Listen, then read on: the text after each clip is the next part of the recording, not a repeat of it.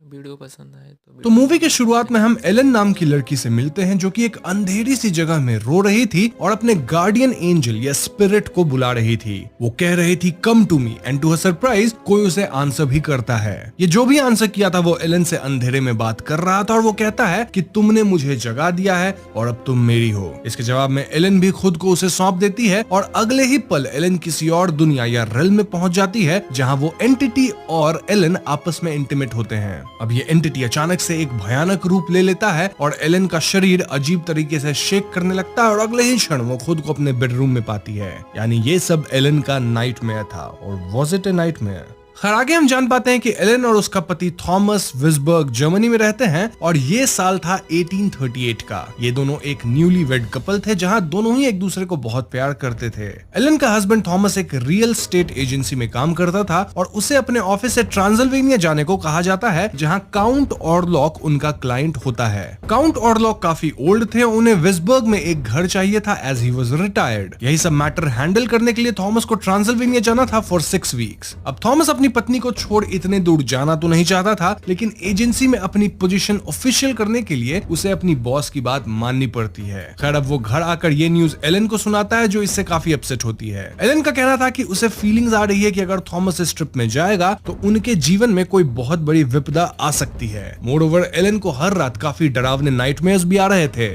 Thomas कहता है कि इस डील से जितने भी पैसे आएंगे उससे हम एक अच्छा घर खरीदेंगे, जिस पे एलन कहती है कि नहीं मुझे ये सब कुछ नहीं चाहिए, लेकिन तुम प्लीज मुझे छोड़ के मत जाओ। स्टिल थॉमस को तो अपनी जॉब के बारे में सोचना था ना, इसीलिए वो अपने फ्रेंड फ्रेडरिक और उसकी पत्नी एना के पास एलन को रख के अपने सफर पे निकल पड़ता है। फ्रेडरिक की 2 छोटी बेटियां थी और एलन भी इनके साथ ही रहने लगती है। वैसे सफर में जाने से पहले एलन थॉमस को अपना नेकलेस देती है जिसमें एक छोटा सा हार्ट शेप्ड का लॉकेट था और उसमें वो अपने हेयर्स कट करके रखती है एज हर मार्क। वहीं दूसरी तरफ हम एक नग्न इंसान को देखते हैं जो एक पेंटाग्राम के अंदर बैठा था और कुछ तो रिचुअल जैसा कर रहा था। उसके पास एक किताब थी जिसपे वो कुछ इनग्रेव कर रहा था और अपने लॉर्ड या मालिक को याद करके उन्हें समन भी कर रहा था। अब ये आदमी कौन है ये तो हमें वीडियो में आगे ही पता चलेगा। खैर तो थॉमस सफर करते हुए एक बर्फीले गांव में पहुंचता है जहां वो लोगों को कुछ फोक डांस करते देखता है। थॉमस इस गांव के लीडर से कहता है कि मुझे यहाँ एक रात ठहरना है क्योंकि मैं काउंट ऑरलॉक के कासल जा रहा हूँ। लीडर कहता है कि काउंट ऑरलॉक का नाम यहाँ मत लेना क्योंकि वो एक शैतान है। इनफैक्ट ये सारे लोग तो थॉमस को सजेस्ट करते हैं कि थॉमस को काउंट ऑरलॉक के पास जाना ही नहीं चाहिए बल्कि अपने घर वापस चले जाना चाहिए। एनीवेज आगे थॉमस देखता है कि यहाँ के लोगों के पास गार्लिक वगैरह था और एक औरत तो थॉमस के लिए प्रे कर रही थी। वो लेडी कहती है कि ऑरलॉक की परछाई पड़ने मात्र से ही लोगों को डरावने सपने आने लगते हैं। So basically it was clear कि इस गांव के लोगों में काउंट ऑरलॉक को लेकर